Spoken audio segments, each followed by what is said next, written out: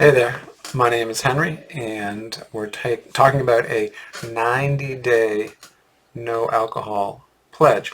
And I am someone who has a Ph.D. in the philosophy of religion, and so I'm looking at this in terms of spirituality and in terms of integrity. And part of what spirituality is meaning for me is the long-term effect of aspects that of our life that we do or are done to us or that we experience over the long term.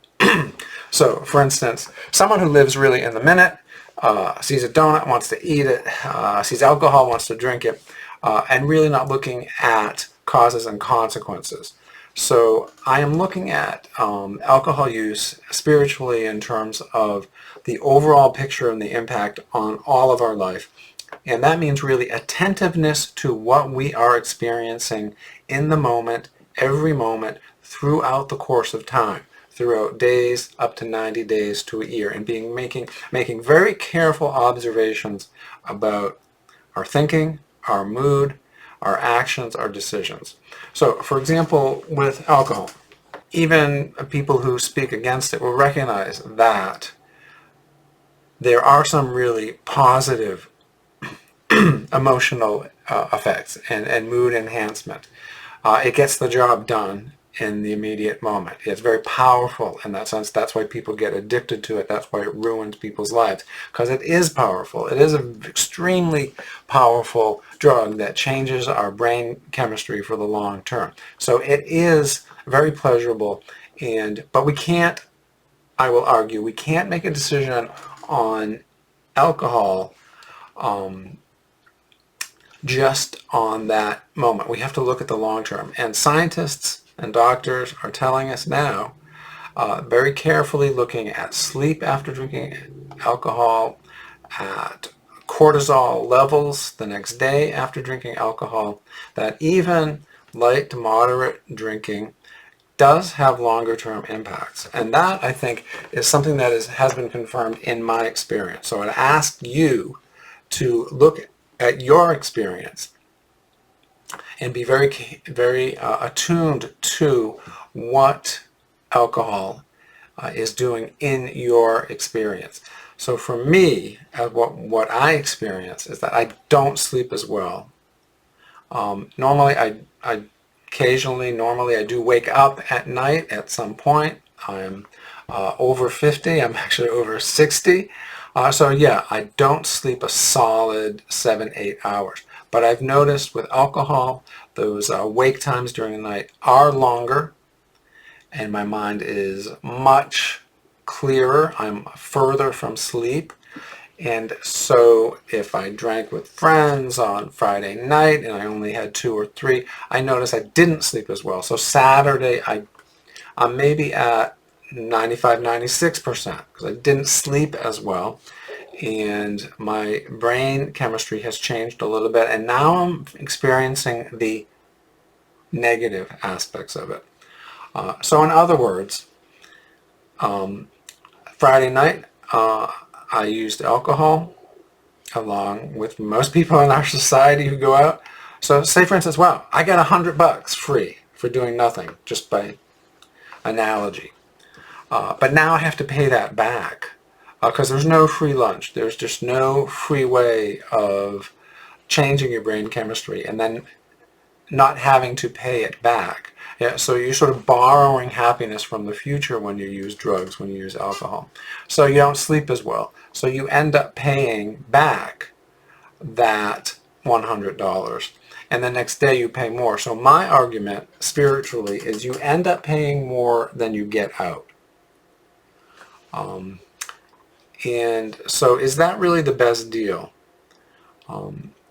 That is one of the arguments I'm making. And then I'm also making it in terms of 90 days. My experience through meditation, through really trying to pay attention to where I am for 90 days is that I'm happier those 90 days without alcohol than the previous 90 days that had alcohol, which surprised me. So at that 90th day, I could actually envision never using alcohol ever again because I didn't want to.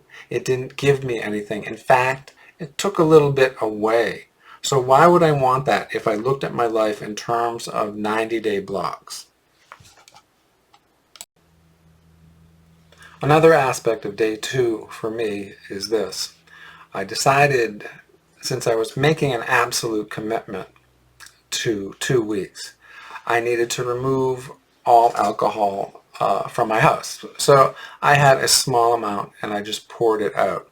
And it's difficult to do that because I don't have a major problem with it. It's enjoyable. It's nice to have it when friends are over, etc.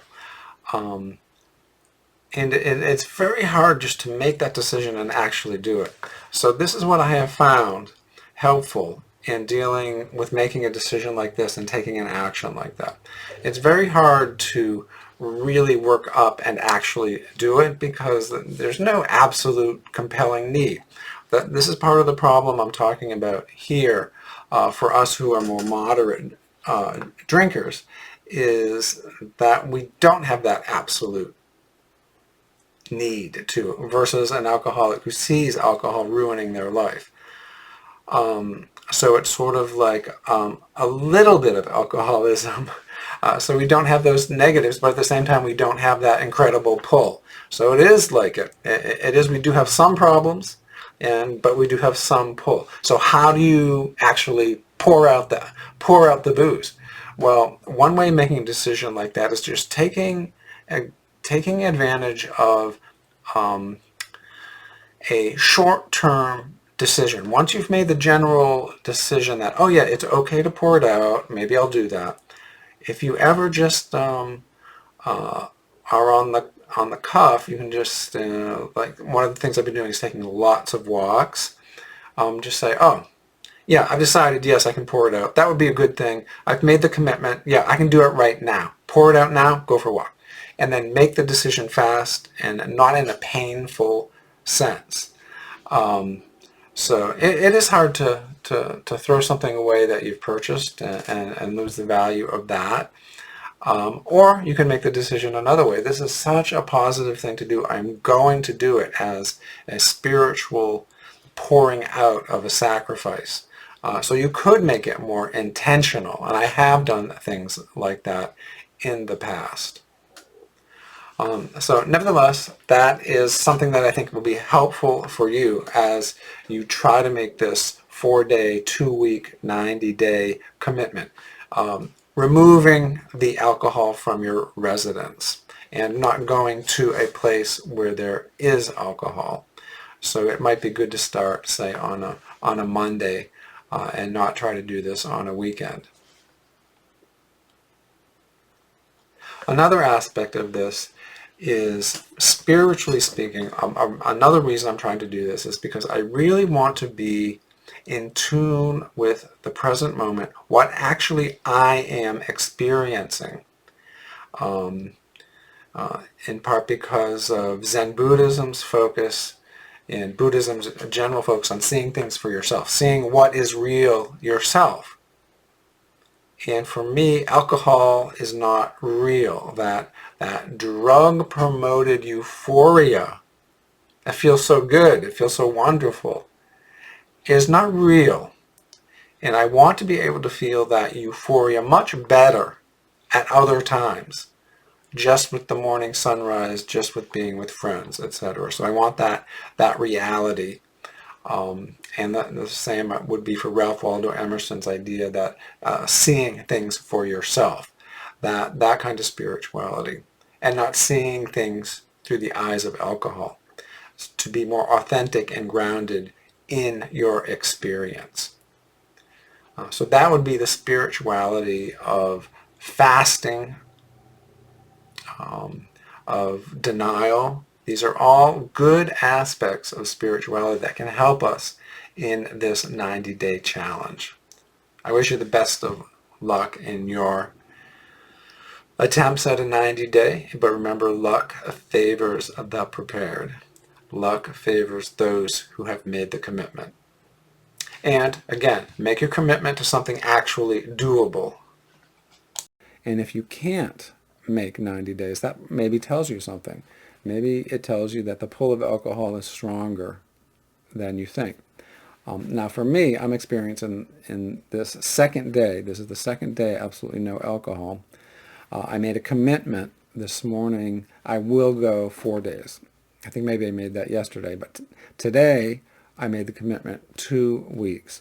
I am absolutely doing 2 weeks. So this is this bargaining against alcohol. So something in my subconscious doesn't want to fully give it up. I want to have it there as something I could use at some time.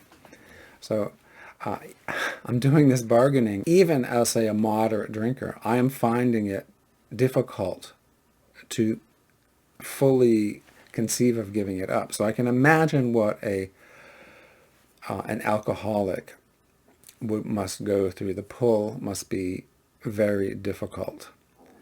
So for me, I have actually gone through this decision-making process with alcohol because it is difficult, I think, to really give it up as a moderate drinker, because we're not dealing with life or death issues so much as if one were a full alcoholic. So what I've done today is to write down my absolute commitment, what I am going absolutely to do, that I will write it down. And if I can't do that, then there is a big problem. It's something more than just, oh, you could do it. No, I couldn't. So I have not fully committed heart and soul completely, absolutely to 90 days. It probably, and it will be easier to do at 2 weeks, because they say 2 weeks is a time it takes to get a new habit, a new way of life. I will have done 2 weekends with friends without drinking, and then I can see, 90 days is something I can see occurring. So what it was easier for me today, the second day, was to actually make a bigger commitment and to remove all alcohol from the house. I actually poured out alcohol. And not that I had a lot, but I just poured it out because I did not even want that there as sort of a temptation. So I would recommend that